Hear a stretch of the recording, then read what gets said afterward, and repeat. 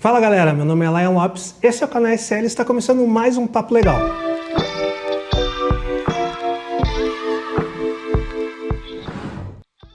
E hoje eu vou falar sobre um assunto que talvez possa ajudar bastante pessoas aí e que eu tenho bastante experiência sobre esse assunto, que é falar sobre o que é due diligence e como enfrentar um processo de due diligence. Então, começando pelo início, o que é due diligence? Due diligence é um processo que geralmente em uma operação de M&A, uma operação de investimento, então se você não sabe o que é M&A, se você não sabe o que é fusão, aquisição, a gente fez uma série sobre SAs que tem assuntos sobre esse termo e também a gente tem uma série sobre investimentos em startups que lá fala sobre vários veículos de investimentos, várias formas de investimentos, que vai te ajudar bastante a entender um pouquinho mais sobre o que eu vou falar hoje. Então, nesses tipos de operações de investimento, operações de M&A, sempre precedente a isso, é feito um processo chamado due diligence. Esse processo de due diligence, ele serve basicamente para avaliar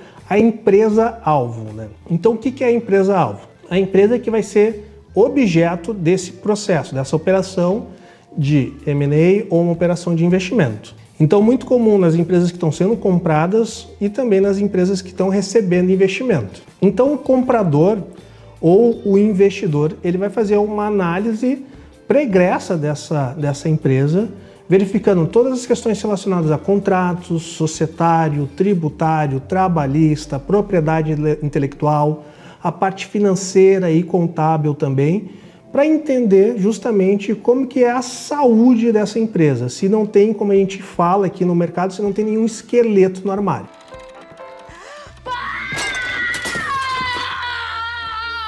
Então esse processo de due diligence é basicamente para entender se aquela avaliação da empresa que foi negociada entre as partes, seja no investimento, seja no processo de M&A, de fato é o que está condizente com a realidade da empresa. Se de fato, após essa investigação do processo de due diligence, essa empresa realmente mantém aquele tipo de avaliação. Então, de uma forma muito simples, isso que é um processo de due diligence. Então, é um processo de investigação da vida pregressa da empresa em caráteres legais, contábeis e financeiros, justamente para identificar se existe riscos, passivos, dívidas e se aquele patrimônio e avaliação da empresa que foi conversada ali em momentos negociais, realmente é o que está de acordo com a realidade. E agora, como enfrentar um processo de due diligence? Então, assim, existe se você está recebendo investimento, se você está recebendo uma proposta de compra,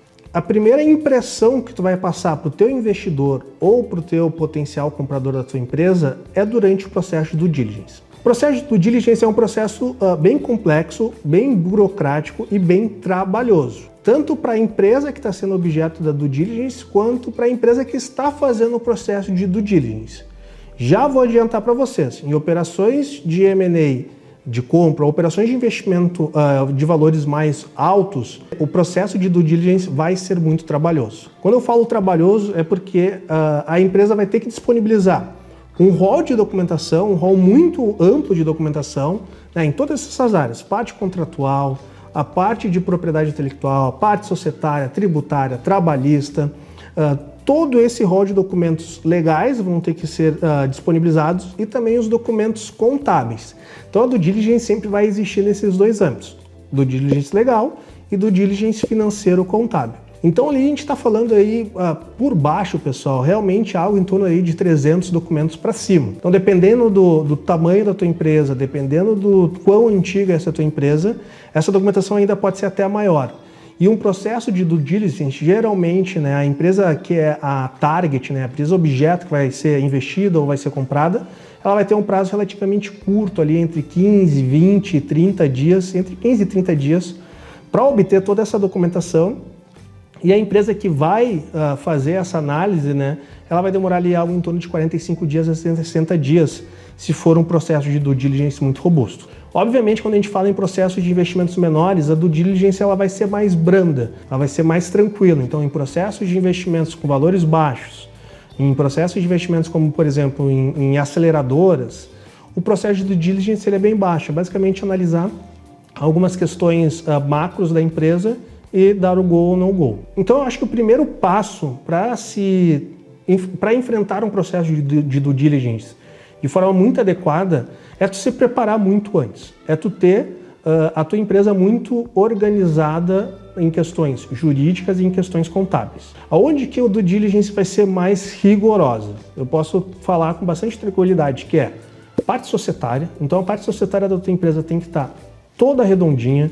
Então todo o contrato social, acordo de sócios, todos os instrumentos de stock option, se você tiver, tem que estar muito bem documentado, muito bem alinhado, muito bem claro. E a parte também relacionada ao tributário. O tributário ele tem que estar muito bem redondinho também, justamente porque o tributário é uma das áreas que vão ser analisadas da due diligence, que tem um potencial muito alto de dar um passivo muito expressivo. Então, o societário é justamente para ver quem são os reais sócios e acionistas dessa empresa e se não tem nenhuma participação societária dessa empresa um pouco obscura. O tributário tem um potencial de passivo muito alto. Então, essas são as duas áreas muito importantes. Os processos de due diligence que eu vi que deram um no-go, né, que fala assim, não vamos investir, não vamos comprar a empresa, foi muito focado nessa parte societária. Uma outra parte também que pode gerar um passivo muito alto, muito relevante, é a tua área trabalhista dentro do processo de due diligence. Então essa parte trabalhista, se tu tiver uma mão de obra muito pejotizada e o teu volume de mão de obra for muito alto, isso pode gerar um passivo muito importante, né, um passivo alto que pode fazer o investidor ou o comprador recuar um pouco dentro desse processo de investimento ou de compra. Então o primeiro ponto para tu enfrentar essa due diligence é tu sempre trabalhar, mesmo antes de tu ter qualquer proposta de investimento ou de compra, trabalhar em ter todas essas tuas áreas organizadas, né? Societário muito bem organizado, tributário muito bem organizado, trabalhista muito bem organizado e logicamente outras áreas como propriedade intelectual também muito bem ajustado. Isso, quando tu entrar num processo de due diligence, vai ser muito mais fácil tu obter essa documentação e disponibilizar essa documentação para quem está fazendo a compra ou para quem está fazendo investimento. Essa primeira impressão de tu ter os documentos de forma ágil para entregar para quem está fazendo a compra ou investimento, traz uma ótima primeira impressão, demonstra que a tua empresa está muito bem organizada e está muito bem gerida. Falando assim, por experiência, quando a gente vai fazer uma due diligence, que algum dos nossos clientes vai comprar uma empresa, e esse arco de disponibilização de documento fica muito alongado, ou ele manda documento faltante, ou manda documento incompleto, ou o documento que ele manda não está de acordo com o que a gente exigiu, a primeira impressão que dá é uma impressão de falta de organização, uma impressão de falta de gestão. E isso já vai deixando um pouco esse deal mais em risco, tá? Então, o primeiro ponto que eu posso dizer de como enfrentar essa due diligence é ter isso muito bem organizado previamente e ter agilidade nessa disponibilidade de documento. Mas a gente sabe que todas as empresas no Brasil, elas podem ter um risco maior ou menor. Então, o que é um risco? O que acontece quando se encontra um risco ou um passivo dentro de um processo de due diligence? A gente faz o que a gente chama de contingenciamento. A gente vai pegar esse risco, a gente vai pegar esse passivo, vai avaliar isso de forma financeira e vai falar: esse risco ou esse passivo financeiramente corresponde a X reais. No final disso, a gente vai ter vários apontamentos, né? Então, quem está fazendo due diligence vai apontar vários riscos ou passivos. Cada um desses riscos ou passivos vão ser avaliados financeiramente e, posteriormente a isso, a gente pode trabalhar em condições de contingenciamento para fazer uma diminuição desse risco. Então, a gente vai falar, esse risco tem tantos milhões de reais, o que eu vou fazer? Vou pegar esse risco e vou colocar em uma parcela retida ou uma escrow account.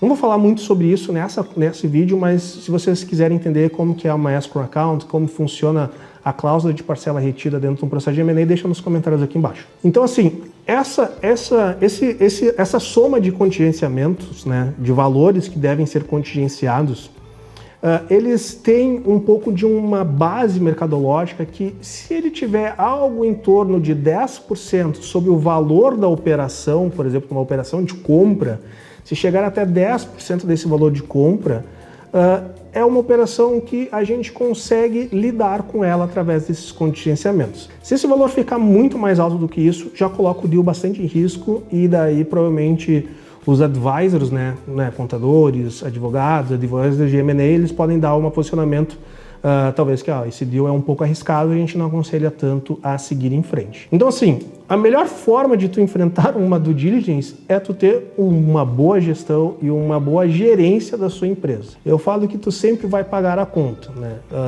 Se tu tiver uma gestão ou uma gerência negligente ou uma gestão muito arrojada tributariamente falando, em algum momento essa conta chega, se tu tem essa perspectiva de fazer captação de investimento ou de vender a sua empresa a longo prazo. Se vocês quiserem que eu fale um pouco mais sobre cláusulas de M&A e como funciona isso num viés mais econômico e não tanto jurídico, né?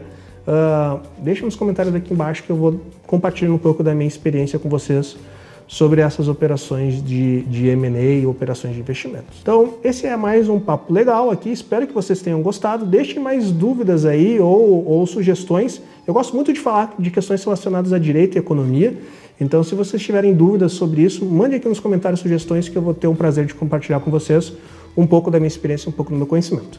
Então, se você gostou desse vídeo, deixa seu curtir, comente aqui embaixo. Não se esqueça de se inscrever no canal e nos vemos no próximo vídeo. Tchau!